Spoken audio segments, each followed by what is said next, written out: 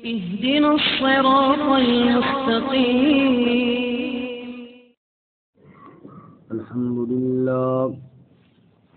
الحمد لله وكفى والصلاة والسلام على خاتم الرسل وسيد الأنبياء وعلى آله وأصحابه الأتقياء. أما بعد فأعوذ بالله من الشيطان الرجيم. بسم الله الرحمن الرحيم.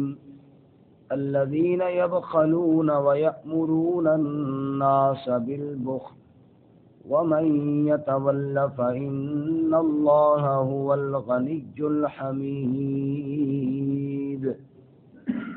لقد أرسلنا رسلنا بالبينات وأنزلنا معهم الكتاب والميزان ليقوم الناس بالقسط وأنزلنا الحديد فيه بأس شديد ومنافع للناس وليعلم الله من ينصره ورسله بالغيب إن الله قوي عزيز. الذين يبخلون، وہ لوگ جو بخل کرتے ہیں، وَيَأْمُرُونَ النَّاسَ بِالْبُخْلِ، اور حکم کرتے ہیں لوگوں کو بخل کے ساتھ. وَمَن يَتَوَلَّى، اور جس شخص نے بھی منہ موڑ لیا، فَإِنَّ اللَّهَ هُوَ الْغَنِيُّ الْحَمِيدُ، بس بے شک اللہ تعالیٰ تو غنی ہے، تعریفوں والا ہے. لَقَدْ أَرْسَلْنَا رُسُلَنَا بِالْبَيِّنَاتِ، یقیناً بھیجا ہم نے اپنے رسولوں کو واضح دلائل کے ساتھ. وَأَنزَلْنَا مَعَهُمُ الْكِتَابَ وَالْمِيزَانَ، اور نازل کیا ہم نے ان کے ساتھ کتاب کو اور میزان کو. لِيَقُومَ النَّاسُ بِالْقِسْطِ، تاکہ قائم رہیں لوگ انصاف کے ساتھ. وَأَنزَلْنَا الْحَدِيدَ، اور نازل کیا ہم نے لوہے کو. فِيهِ بَأْسٌ شَدِيدٌ، اس میں سخت لڑائی کا سامان ہے. وَمَنَافِعُ لِلنَّاسِ، اور لوگوں کے لیے نفع کی چیزیں ہیں. وَلِيَعْلَمَ اللَّهُ مَن يَنصُرُهُ وَرُسُلَهُ بِالْغَيْبِ، اور تاکہ جان لے اللہ کہ کون نصرت کرتا ہے اللہ کی، یعنی اللہ کے دین کی اور اس کے رسولوں کی غیب کے ساتھ. ان اللہ قوی عزیز، بے شک اللہ تعالیٰ قوت والا، غلبے والا ہے.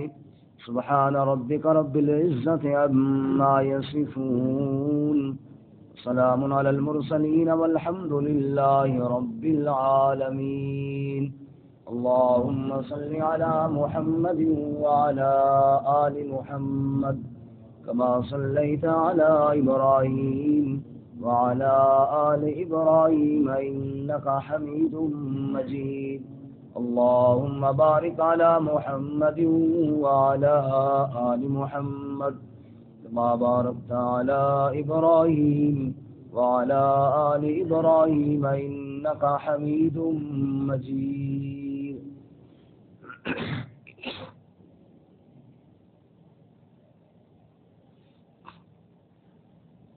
معزز سامعین، سورۃ الحدید کا تیسرا رکوع آیت نمبر 24 اور 25 آپ کے سامنے تلاوت کی ہیں. اللہ رب العزت ان کے مطابق صحیح بیان کی توفیق عطا فرمائیں اور ہمیں قرآن و سنت پر عمل کرنے کی توفیق عطا فرمائیں. اس سے قبل انفاق فی سبیل اللہ، اللہ کی راہ میں مال خرچ کرنے کی ترغیب آپ نے سنی. گزشتہ سبق میں بتایا جو بھی مصیبت یا جو بھی کوئی واقعہ زمین میں اور تمہاری جانوں میں ہوتا ہے یہ اللہ تعالیٰ کے علم میں اور اللہ کے فیصلے سے ہوتا ہے. اس لیے کوئی چیز چلی جائے تو اس پہ اتنا افسوس نہ کرو کوئی چیز آ جائے تو اس پہ زیادہ اتراؤ نہیں، یہ سب اللہ کے فیصلے اور اللہ کے امر سے ہوتا ہے۔ اللہ تعالیٰ اترانے والوں کو، فخر تکبر کرنے والوں کو پسند نہیں فرماتے۔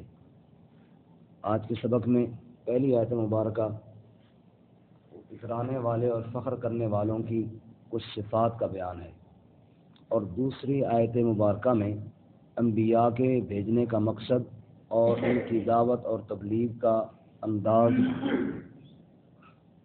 وہ بیان فرمایا ہے۔ چنانچہ فرماتے ہیں الذین یبخلون ویأمرون الناس بالبخل، یہ متکبرین اور فخر کرنے والوں کی بری صفات میں سے بخل بھی ہے، کیونکہ سورت کا مرکزی مضمون انفاق فی سبیل اللہ کی راہ میں مال خرچ کرنا تھا، اس لیے یہاں پہ انفاق فی سبیل اللہ سے جو اپنے ہاتھ کو روکتے ہیں اور بخل کرتے ہیں ان کی مذمت کو بیان فرمایا۔ کہ وہ لوگ یبخلون جو بخل کرتے ہیں، وَيَأْمُرُونَ النَّاسَ بِالْبُخْلِ اور لوگوں کو بھی بخل کا ہی حکم دیتے ہیں۔ فرمایا کہ ایک انسان کو اللہ تعالیٰ نے وسعت عطا فرمائی ہے اور حاجت مند بھی ہیں، اور پھر وہ حاجت مندوں کے اوپر اپنا مال خرچ نہیں کرتا، تو یہ بخل ہے۔ جہاں اللہ نے حکم دیا ہے اور وہاں پہ وہ خرچ نہیں کرتا۔ قرآن پاک میں اس کی اور بھی کئی جگہ مذمت بیان کی گئی ہے۔ چنانچہ ایک جگہ اللہ تعالیٰ فرماتے ہیں وَلَا يَحْسَبَنَّ الَّذِينَ يَبْخَلُونَ بِمَا آتَاهُمُ اللَّهُ مِنْ فَضْلِهِ وَخَيْرًا لَهُمْ بَلْ هُوَ شَرٌّ لَهُمْ۔ فرمایا کہ جو بخل کرتے ہیں اور مال بچا کر رکھتے ہیں، یہ یوں نہ سمجھیں کہ یہ اچھا کام کر رہے ہیں، بل هو شر لهم، یہ ان کے لیے بہت برا ہے۔ سَيُطَوَّقُونَ مَا بَخِلُوا بِهِ يَوْمَ الْقِيَامَةِ، ان قریب یہی مال ان کے گلے کا طوق بنا کے ان کے گلوں میں ڈال دیا جائے گا قیامت والے دن۔ اور رسول اللہ صلی اللہ علیہ وسلم نے ارشاد فرمایا کہ جو آدمی مال جمع کرتا ہے اور اس کی زکوٰۃ نہیں ادا کرتا، اس کے مال کو دن قیامت کے گنجے سانپ کی صورت اختیار کر کے اس کے گلے کا طوق ڈال دیا جائے گا، اور وہ اس کو ایک طرف سے ڈسے گا، دوسری طرف سے نکلے گا، اور اس کو کہے گا، اللہ اس کو زبان بھی دے گا اور وہ کہے گا انا کنزک انا مالک، میں تیرا خزانہ ہوں اور میں تیرا مال ہوں۔ تو سورۃ التوبہ میں اللہ فرماتے ہیں والذین یکنزون الذهب والفضة ولا ينفقونها فی سبیل اللہ فبشرهم بعذاب علیم، جو لوگ جمع کرتے ہیں سونا اور چاندی اور راہ خدا میں ان کو خرچ نہیں کرتے، ان کو خبر سنائیے دردناک عذاب کی۔ یوم یحمى علیہا فی نار جہنم، جب ان کے مال کو جہنم کی آگ میں گرم کیا جائے گا، فتقوی بها جباہہم وجنوبہم وظہورہم، پھر ان کے ساتھ ان کے چہروں کو، ان کی پہلیوں کو اور ان کی پیٹھوں کو داغا جائے گا، اور کہا جائے گا ھذا ما کنزتم لانفسکم فذوقوا ما کنتم تکنزون، فرمایا یہ وہی ہے جو تم اپنے لیے جمع کرتے رہے، اب اس جمع کرنے کا مزہ چکھ لو۔ اور سورہ ہمزہ میں اللہ فرماتے ہیں ویل لکل ہمزۃ لمزہ الذی جمع مالا وعددہ یحسب ان مالہ اخلدہ، فرمایا ایسے عیب گو اور چغل خور کے لیے ہلاکت ہے، جمع مالا وعددہ، جو مال جمع کرتا ہے اور گن گن کے رکھتا رہتا ہے، یحسب ان مالہ اخلدہ، اور یہ سمجھتا ہے کہ شاید اس کا مال ہمیشہ اس کے پاس رہے گا، کلا ایسا ہرگز نہیں ہوگا۔ یہاں بھی اللہ تعالیٰ مذمت بیان کرتے ہیں بخل کی۔ شیخ سعدی شیرازی اپنی مشہور رسالہ کریمہ میں فرماتے ہیں بخیل ارچے بود آبد بحر و بر، بہشتی نباشت سے حکم خبر، اگر چرخ گردد بقام بخیل، مبر نام مالو منال بخیل، فرماتے ہیں کہ اگر بخیل آدمی جس کو اللہ تعالیٰ نے مال دیا ہے اور اس میں سے زکوٰۃ نہیں دیتا، کوئی پیاسا مر رہا ہے، بھوکا مر رہا ہے، اس کی کوئی پرواہ اس کو نہیں ہے، فرمایا کہ جیسا کہ تو حدیث میں آیا اس بندے کی مذمت اور اس کا عذاب، تو فرماتے ہیں بخیل ارچے بود آبد بحر و بر، بہشتی نباشت سے حکم خبر، یہ شیخ سعدی کی بات ہے، فرماتے ہیں اگرچہ یہ خشکی اور سمندروں میں بھی عبادت کرے، عذاب پھر بھی اسے دیا جائے گا حدیث کی روح سے، حدیث پاک صلی اللہ علیہ وسلم کی روح سے۔ آگے فرماتے ہیں اگر چرخ گردد بقام بخیل، مبر نام مال و منال بخیل، فرماتے ہیں اگر بخیل اتنا بڑا حکمران بھی بن جائے کہ آسمان بھی اس کے اشاروں پہ چلے، یہ مطلب یہ ایک بڑی اس کی حکومت آ جائے، مبر نام مال و منال بخیل، پھر بھی وہ اس قابل نہیں کہ اس کے مال کا ذکر کیا جائے، اس کے مال کا ذکر ہی نہ کیا جائے، تو یہ اچھی بات ہے۔ اسی لیے ایک اور بزرگ ہیں شیخ چلاسی، وہ کہتے ہیں کہ جو آدمی مال جمع کرتا ہے اور کسی کو نہ دیتا ہے نہ خود کھاتا ہے، اس کی مثال اس مجسمے کی طرح ہے۔ مجسمہ ہمارے علاقے میں بھی اکثر ہوتا ہے، آپ نے دیکھا ہوگا، مونگ پھلی کی فصل میں اکثر لگایا جاتا ہے، وہ جانور آتے ہیں اس کو نکالنے کے لیے، تو لکڑیوں کا مجسمہ سب بناتے ہیں انسانوں کی شکل کا، اس کو پورا کرتا پہنا دیتے ہیں اور سر کی جگہ پہ نا وہ شاپر لگا دیتے ہیں۔ ابھی تو ماشاءاللہ شاپروں میں پابندی ہے، لیکن وہ شاپر اوپر لگا دے، اس میں ہوا بھر کے، اب وہ ہلتا ہے اوپر نا، آواز جب لگتی ہے تھوڑا تھوڑا وہ ہلتا ہے، اب وہ ہلتا جو ہے نا، تو جانور جو مونگ پھلی کھیڑنے والے ہوتے ہیں وہ جب آ کے دیکھتے ہیں تو وہ ڈر جاتے ہیں کہ شاید کوئی بندہ کھڑا ہوا ہے جو ہل رہا ہے، حالانکہ وہ بندہ شندہ نہیں ہوتا، وہ لکڑی کا ایک مجسمہ ہوتا ہے۔ وہ شیخ جلاسی فرماتے ہیں وہ مجسمہ شاید نہ تو خود کھاتا ہے نہ کسی کو کھانے دیتا ہے، میں ہل رہا ہے اور جناب وہ ان کو دور کر رہا ہے، خود بھی نہیں کھا سکتا، کوئی ایک دانہ کھا لے نہیں، خود بھی نہیں کھا سکتا، کسی کو کھانے بھی نہیں دیتا۔ کہتے ہیں کہ جب دیمک لگتی ہے اور یا کسی ہوا کے جھونکے کے ساتھ وہ گرتا ہے نا، تو پھر کھانے والوں کے لیے راستے کھلتے ہیں۔ اور میں یہی مثال ہے بخیل آدمی کی، مال کے اوپر مسلط ہو کر بیٹھا ہوا ہے، نہ خود کھاتا ہے نہ کسی کو کھانے دیتا ہے، جب موت کا طوفان آئے گا نا اور اس کو گرائے گا، پھر اس کا مال جو ہے بٹ جائے گا اور لوگ کھانا شروع کر دیں گے۔ الذین یبخلون ویأمرون الناس بالبخل، ورنہ یہ کون لوگ ہیں جو بخل کرتے ہیں خود بھی اور لوگوں کو بھی بخل کا کہتے ہیں۔ ولا یحض علی طعام المسکین، فرمایا مسکین کو کھانا کھلانے کی ترغیب بھی نہیں دیتے، کسی کو کہہ دیں یار، فرمایا لوگوں کو بھی کہتے ہیں بخل کرو۔ قرآن پاک میں اللہ تعالیٰ منافقین کی حالت بیان کرتے ہیں، وہ کہا کرتے تھے لا تنفقوا علی من عند رسول اللہ حتی ینفضوا، یہ جو صفہ پہ اللہ کے نبی کے پاس فقیر بیٹھے ہیں نا، ان کو کھانے کے لیے کچھ نہ دو۔ صحابہ کرام مالدار ان کا خرچ کرتے تھے، کھلاتے تھے، جیسا بھی بعض لوگ طلباء کے لیے کھانے بھیجتے ہیں، تو وہ بھی طلباء تھے نا، رسول اللہ صلی اللہ علیہ وسلم کے مدرسے کے طالب علم تھے، تو ان کے لیے کھانا بھیجا کرتے تھے کہ یار چلو یہ نبی پاک صلی اللہ علیہ وسلم کے پاس بیٹھے احادیث یاد کر رہے ہیں، قرآن یاد کر رہے ہیں، چلو ہم ان کے لیے کھانا بھیج دیں۔ وہ کہتے لا تنفقوا علی من عند رسول اللہ، نہ خرچ کرو ان پر جو رسول اللہ کے پاس ہیں۔ اچھا کیا فائدہ ہوگا؟ کہ حتی ینفضوا، یہ بھاگ جائیں گے، یہ کیا ہو جائیں گے؟ بھوکے مریں گے، بھاگ جائیں گے، چلے جائیں گے۔ اللہ تعالیٰ فرماتے ہیں خود بھی بخل کرتے ہیں، وَيَأْمُرُونَ النَّاسَ بِالْبُخْلِ، باقی لوگوں کو بھی بخل کا ہی سبق دیتے ہیں۔ اللہ فرماتے ہیں جو بخل بھی کرے اور اس بخل کا سبق دے، اللہ تعالیٰ کا کوئی نقصان نہیں ہے، نہ اللہ تمہارے مالوں کا بھوکا ہے۔ اس لیے آگے فرماتے ہیں وَمَن يَتَوَلَّ، جس نے منہ موڑ لیا، فَإِنَّ اللَّهَ هُوَ الْغَنِيُّ الْحَمِيدُ، بے شک اللہ تعالیٰ غنی ہے، اس کو کسی کی کوئی پرواہ نہیں ہے۔ اللہ تعالیٰ نہ محتاج ہے، وہ خود اپنے بندوں کا وہ انتظام کر دے گا، تمہارے مال کی کوئی ضرورت نہیں۔ وَمَن يَتَوَلَّ فَإِنَّ اللَّهَ هُوَ الْغَنِيُّ الْحَمِيدُ، جو منہ موڑ لے، اللہ تو غنی ہے، اللہ تو تعریفوں والا ہے، ساری کائنات اس کی تعریفیں کر رہی ہے اور کرتی رہے گی، تیرے مال کا اللہ تعالیٰ کو کوئی ضرورت نہیں۔ اب آگے اللہ تعالیٰ نے انبیاء کے بھیجنے کا مقصد اور اسلام کی جو دعوت ہے اس کا پورا انداز بیان کیے۔ پہلے اس کو میں مفہوم عرض کر دوں، پھر آیت کی طرف جاتے ہیں۔ فرمایا کہ ابتدا میں جو رسول اللہ صلی اللہ علیہ وسلم کو اللہ نے بھیجا، سارے انبیاء کا ذکر ہم اپنے نبی صلی اللہ علیہ وسلم کی بات کر لیتے ہیں۔ رسول اللہ صلی اللہ علیہ وسلم کو اللہ تعالیٰ نے بھیجا تو 40 سالہ دور، آپ کی 63 سالہ زندگی ہے، 40 سالہ نبوت سے پہلے کی ہے، اس کے بعد 23 سالہ نبوت کا دور ہے، ان میں سے 13 سالہ مکی دور ہے، 10 سالہ مدنی دور ہے۔ اب یہ جو 40 سال پہلے گزارے، یہ صرف آپ کے خوبصورت کردار کو پیش کیا لوگوں کے سامنے، آپ صلی اللہ علیہ وسلم کی صداقت کو، آپ صلی اللہ علیہ وسلم کے اچھے اخلاق کو، آپ کی خوبصورت کردار کو بطور آئیڈیل، بطور نمونہ اور بطور مثال کے پیش کیا۔ یہی وجہ ہے کہ صفا پہ کھڑے ہو کے آپ نے اپنی 40 سالہ زندگی کو پیش کیا۔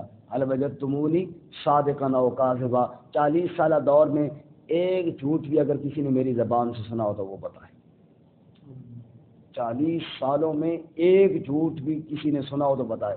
یہ بہت بڑا چیلنج ہے اور یہ نبی کے علاوہ اور کوئی نہیں کر سکتا۔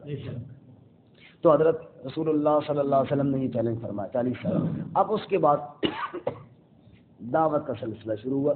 اللہ تعالیٰ نے قرآن نازل کیا اور فرمایا کہ یا ایھا المدثر قم فانذر وربک فکبر، اے کمبل اوڑھ کر سونے والے اٹھیے اور اللہ کی بڑائی کو بیان کیجیے. اب یہ دعوت کا دور تھا. لوگوں نے پتھر مارے، آپ نے سہ لیے. لوگوں نے گالیاں دیں، آپ نے برداشت کی. لوگوں نے گلے کے اندر پٹے ڈال کے کپڑے ڈال کے بھینچا، آپ نے برداشت کیا. طائف والوں نے پتھر مارے، آپ نے بد دعا نہ کی اور ان کے لیے ہدایت کی دعا ہی فرمائی. یہ سارا کچھ برداشت ہو رہا ہے. وہ جو کچھ کر رہے ہیں آپ برداشت کر رہے ہیں. صحابہ رسول کو مارا جا رہا ہے، رسیوں کے ساتھ جکڑا ہوا ہے آل یاسر کا خاندان پورا. آپ فرماتے ہیں اصبروا آل یاسر ان موعدکم الجنہ، اے یاسر کے گھر والوں صبر کرو، بس جنت تمہارا انتظار کر رہی ہے. صبر ہے، صبر ہے. فاعفوا واصفحوا حتی یأتی اللہ بامری، صبر کرو، درگزر کرو جب تک کہ اللہ کا امر نہ آ جائے. حتیٰ کہ اتنے مظالم ہوئے کہ آپ کو مکہ چھوڑنا پڑا، چھوڑ دیا. اپنا آبائی گاؤں، اپنا آبائی علاقہ کون چھوڑتا ہے اس طرح، لیکن چھوڑ دیا. گھر چھوڑ دیے، جائیدادیں چھوڑ دی، سب کچھ چھوڑ دیا، نکل گئے. لیکن صبر ہے، درگزر ہے، درگزر ہے، درگزر ہے. کیونکہ دعوت کے اندر ہوتا ہی یہی ہے. دعوت کے اندر ہوتا ہی یہی ہے کہ اگلا جو مرضی کرتا رہے، لجاجت ہے، درگزر ہے. اب مدنی دور شروع ہوا. اب اللہ تعالیٰ نے اجازت دی قتال کی. اذن للذین یقاتلون بانہم ظلموا. اب اجازت ہے، اب قتال کی اجازت ہے. مسلمانوں کا ایک جتھا بن گیا، مسلمانوں کی ایک جماعت بن گئی. ایک لڑی کے اندر مسلمان پرو دیے گئے. رسول اللہ صلی اللہ علیہ وسلم کے ہاتھ پر بیعت ہو رہی ہے. ایمان کی بیعت کی ہو رہی ہے، جہاد کی بھی بیعت ہو رہی ہے. نحن الذین بایعوا محمدا علی الجہاد ما بقینا ابدا. ہم نے محمد صلی اللہ علیہ وسلم کے ہاتھ پر بیعت کی ہے، جب تک جسم میں جان رہے گی جہاد میں نبی پاک کا راستہ نہیں چھوڑیں گے. جب جانثار تیار ہو گئے، جب ایک لشکر تیار ہو گیا، جب ایک فوج تیار ہو گئی، اب جناب جہاد کی اجازت ہے. اذن للذین یقاتلون بانہم ظلموا. اب جہاد کی اجازت ہے. اب بدر قائم ہو رہا ہے، احد قائم ہو رہا ہے. اب جہاد کے اندر دونوں باتیں ہوتی ہیں. ضروری نہیں کہ ہم مار کھائی بھی جاتی ہے. قرآن میں اللہ فرماتا ہے فیقتلون ویقتلون، فیقتلون ویقتلون. فرمایا اللہ تعالیٰ نے اہل ایمان کو خرید لیا، ان کے مالوں کو، جانوں کو. وہ جہاد کرتے ہیں اللہ کی راہ میں، فیقتلون ویقتلون. اللہ کے دشمنوں کو قتل بھی کرتے ہیں، خود بھی قتل ہو جاتے ہیں.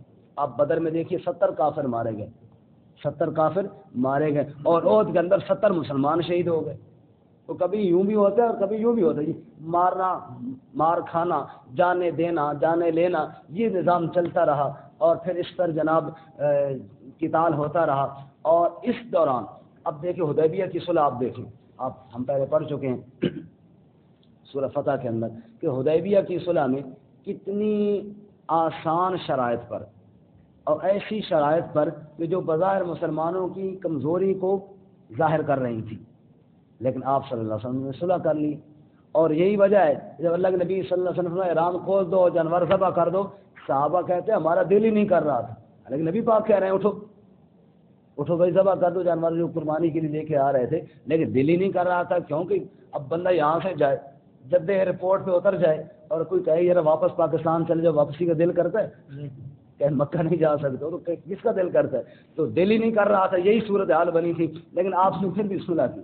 اور پھر وہ دن بھی آیا جب آپ صلی اللہ علیہ وسلم نے خوب جہاد کی تیاری کی. اب مکے والے چاہتے ہیں کہ صلح کریں، لیکن آپ صلح کے لیے نہیں تیار. اب انا فتحنا لک فتحا مبینا، اب جو آگے آئے گا وہ سیلاب کی طرح جناب بہہ کے چلا جائے گا. اسلام نے، رسول اللہ صلی اللہ علیہ وسلم نے یہ نظام عطا فرمایا. ابتدا میں دعوت، جیسے مقناطیس چھوٹے چھوٹے ہم ہوتے تھے. اب بھی بعض دفعہ جیسے کوئی لوگ مقناطیس لے کر پھر چھوٹے چھوٹے ہم ہوتے تھے، وہ جناب وہ لوہے کے ٹکڑے ذرے اور جناب اسی طرح لکڑی کے. تو ہمیں اسکول میں ٹیچر بتاتے تھے کہ جناب یہ مقناطیس لوہے کو کھینچتا ہے. اب وہ ان کے پاس چھوٹے چھوٹے ذرات ہوتے تھے، وہ جناب اس کے اندر لکڑی کے وہ بورا سا بھی ہے اور لوہے کا بورا سا بھی ہے، اوپر مقناطیس رکھا. دیکھو بیٹا یہ لکڑی والا رہ گیا ہے نا، لوہے والا کھینچ کے آ گیا. فرمایا کہ پہلے تو قرآن کی دعوت ہے. جو اچھے ضمیر والے لوگ ہیں، جن کو فطرتاً اللہ تعالیٰ نے، جن کے اندر ضد عناد نہیں ہے، قرآن کی دعوت سے وہ اکٹھے ہو جائیں گے. جیسا کہ رسول اللہ صلی اللہ علیہ وسلم نے دعوت دی اور وہ اکٹھے ہو گئے. پیچھے رہ گیا وہ طبقہ جو ضدی ہے، جس نے ماننا نہیں ہے، اور ان کے لیے پھر وہ دعوت نہیں، ان کے لیے پھر ڈنڈا ہے. قتال فی سبیل اللہ. 4 کتابیں عرش اتریاں، 5واں اتریا ڈنڈا. چار کتاباں عرشوں اتریاں، پنجواں اتریا ڈنڈا، ڈنڈے باز سیدھا نہیں ہوتا، بے دینا دا گھنڈا، حضرت سلطان باہو رحمۃ اللہ علیہ نے فرمایا ہے۔ پھر ان کے لیے پانچویں چیز ہے وہ قتال فی سبیل اللہ، اور اس آیت مبارکہ میں ان ساری چیزوں کو بیان کیا گیا، دعوت کو بھی اور اس کے ساتھ ساتھ جہاد کو بھی سن لیں گے۔ اور میں لقد ارسلنا رسلنا بالبینات، یقیناً ہم نے بھیجا رسولوں کو واضح دلائل کے ساتھ، وانزلنا معہم الکتاب، اور ہم نے ان کے ساتھ کتاب کو نازل کیا، جیسے ہمارے نبی کے ساتھ قرآن، پہلے تورات انجیل، والمیزان، اور میزان، میزان کا معنی وزن کرنے کے لیے، اللہ الذی انزل الکتاب بالحق والمیزان، اللہ فرماتے ہیں ہم نے کتاب اللہ کو حق اور میزان کے ساتھ نازل کی ہے۔ جیسے ترازو پہ چیز تولی جاتی ہے اور پتہ چل جاتا ہے کہ جناب کتنی ہے، ایسی کتاب اللہ پہ بھی اعمال اور عقائد تولے جاتے ہیں، تو کتاب اللہ ہی میزان ہے، یا میزان سے مراد انصاف ہے۔ جیسے ترازو وہ انصاف کے لیے بنایا جاتا ہے نا، اگر ترازو نہ ہو تو انصاف کیسے ہو، جناب کوئی زیادہ دے کوئی کم دے۔ تو فرمایا کہ ہم نے ایک کتاب نازل کی، دوسرا انصاف والا قانون نازل کیا، انصاف والا قانون نازل کیا تاکہ فیصلے ہوں تو انصاف کے ساتھ ہوں، لیقوم الناس بالقسط، تاکہ قائم رہیں لوگ انصاف کے ساتھ۔ اب یہ ابتدائی دور تھا، اس میں کتاب اللہ میں ہم نے کتاب نازل کی، انصاف کے فیصلے نازل کیے۔ جو اچھے دماغ والے تھے انہوں نے دعوت کے ذریعے اور انصاف کے فیصلوں کے ذریعے اس اسلام کی دعوت کو قبول کر لیا، اور جو گندے دماغ والے تھے جو ضد پر ڈٹے رہے ان کے لیے اگلی چیز وَأَنزَلْنَا الْحَدِيدَ، اور ہم نے لوہا نازل کیا، اس کے لیے ہم نے کتاب نازل نہیں کی، ان کے لیے کیا نازل کیا؟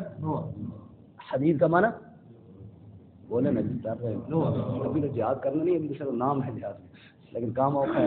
وَأَنزَلْنَا الْحَدِيدَ، اور ہم نے لوہا نازل کیا، فِيهِ بَأْسٌ شَدِيدٌ، اس میں سخت جنگ کا سامان ہے۔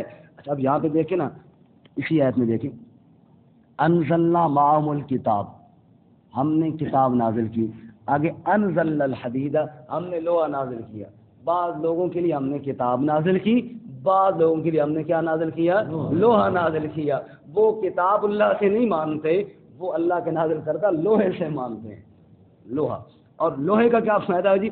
فی بأس شدید، اس میں سخت لڑائی کا سامان ہے، ومنافع للناس، دیگر لوگوں کے نفع بھی ہیں، لوگوں کے نفع ہیں، ہمارے چھتوں میں کام آتا ہے، دیگر اور برتنوں میں کام آتا ہے، اور بھی نفع کی چیزیں ہیں، لیکن اللہ فرماتے ہیں بأس شدید، اس میں خوب لڑائی کا سامان بھی ہے۔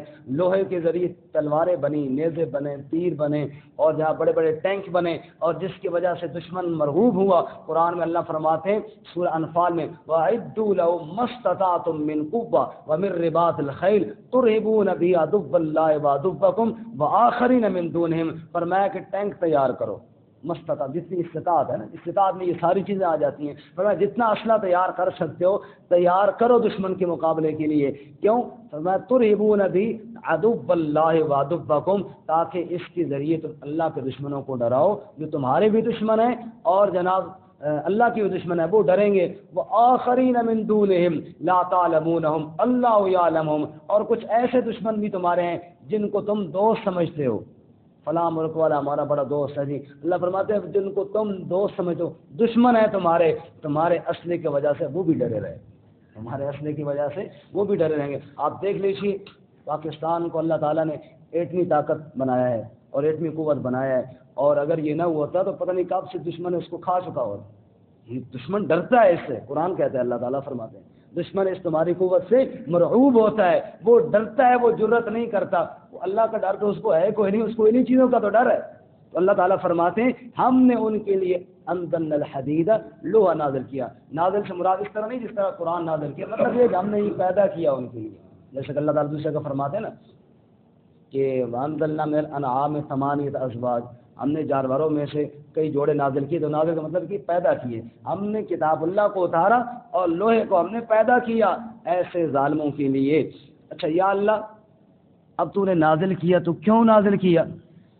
اللہ فرماتے ہیں وَلِيَعْلَمَ اللَّهُ مَن يَنصُرُهُ وَرُسُلَهُ بِالْغَيْبِ، تاکہ اللہ جان لے کہ کون مدد کرتا ہے اللہ کی، یعنی اللہ کے دین کی، اللہ کے دین کے لیے کون سپاہی بن کے کھڑا ہو جاتا ہے، اور رسولہ، اور کون اللہ کے رسولوں کی مدد کرتا ہے، جو رسولوں نے دعوت دی، اس میں نبیوں کا ساتھ دینے والا کون ہے، بالغیب، بن دیکھے۔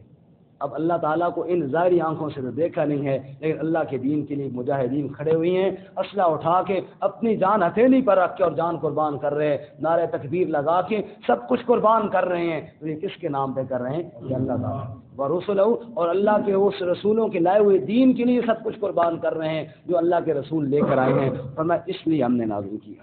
تو یہاں پہ سورت کا نام بھی تھا سورۃ الحدید، تو لفظ حدید آیا، حدید کا معنی لوہا، کیونکہ انفاق فی سبیل اللہ اس صورت کا موضوع تھا، جہاد ہی نہیں، مال خرچ کرنا، اور مال خرچ کرنے سے مراد یہاں پہ لوہا یعنی جنگی سامان، اس کے لیے خصوصاً مال لگاؤ، اور اللہ کے دشمنوں کو لیے، اللہ کے دین کے دشمنوں کے لیے جہاد کی ایک تم تیاری رکھو۔ یہاں پہ صورت کا نام بھی حدید تھا، اور حدید کا معنی کیا ہو گیا؟ لوہا۔ اس کے علاوہ بھی قرآن پاک میں کم و بیش غالباً جو میرے علم میں 5 یا 6 دفعہ لفظ حدید قرآن پاک میں آیا ہے۔ ایک جگہ اللہ تعالیٰ فرماتے ہیں قُلْ كُونُوا حِجَارَةً أَوْ حَدِيدًا، سورہ بنی اسرائیل میں 15ویں سپارے میں ہے، قُلْ كُونُوا حِجَارَةً أَوْ حَدِيدًا۔ لوگوں نے کہا جب ہم ہڈیاں گل سڑ جائیں گی پھر کیسے زندہ کی جائیں گی؟ تو وہاں اللہ تعالیٰ نے فرمایا کہ تم پتھر ہو جاؤ یا لوہا ہو جاؤ، میں پھر بھی تمہیں کھڑا کر لوں گا۔ تو وہاں پہ لفظ حدید وہاں پہ ذکر ہوا۔ اسی طرح قرآن کریم میں پھر فرشتوں کی مار کے بارے میں ذکر ہوا، وَلَهُمْ مَقَامِعُ مِنْ حَدِيدٍ، 17ویں پارے میں، دن قیامت کے جہنم میں فرشتوں کے پاس ہتھوڑے ہوں گے، من حدید، لوہے کے بنے ہوئے ہیں۔ اللہ تعالیٰ ہماری حفاظت آمین۔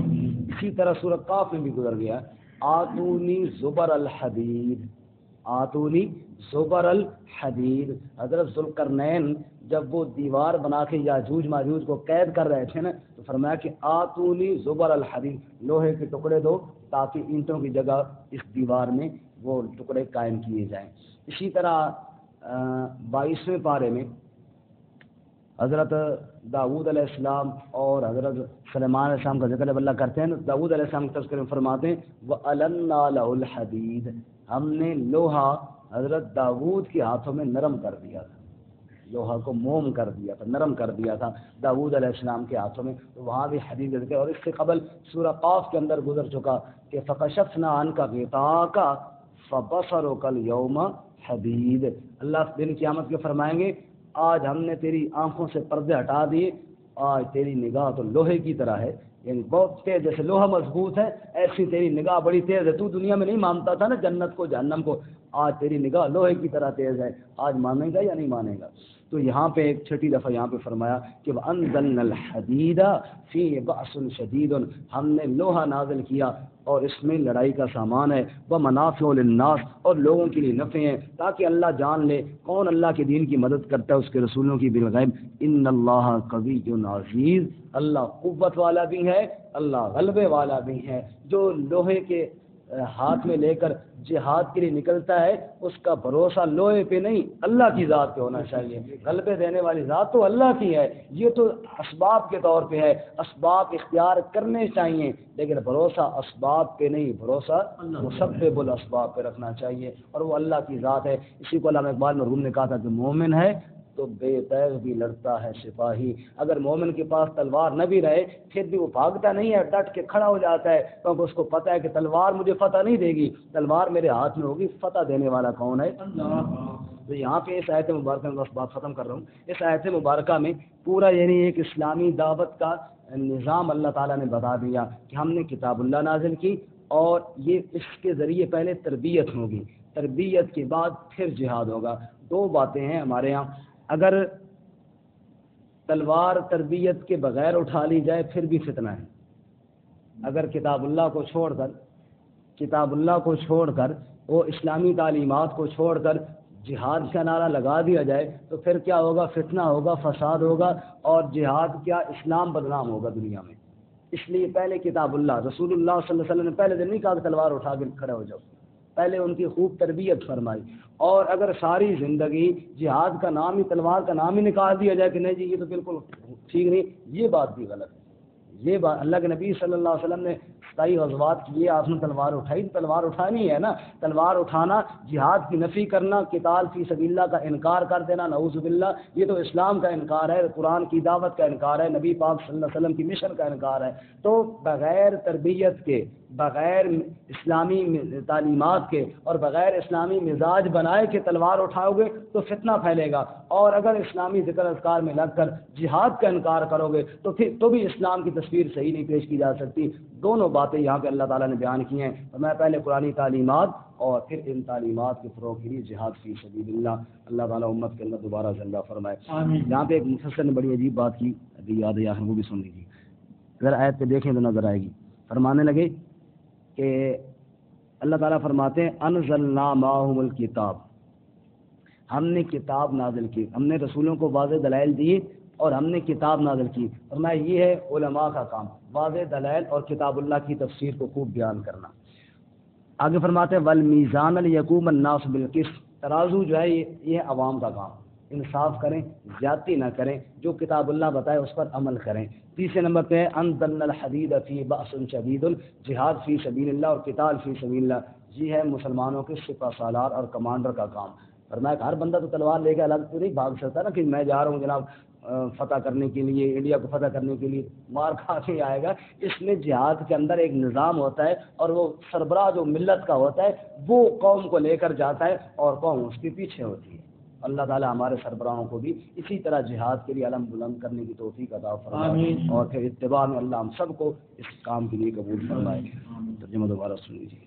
الذین یبخلون ویأمرون الناس بالبخل، وہ لوگ جو بخل کرتے ہیں اور لوگوں کو بھی بخل کا حکم دیتے ہیں۔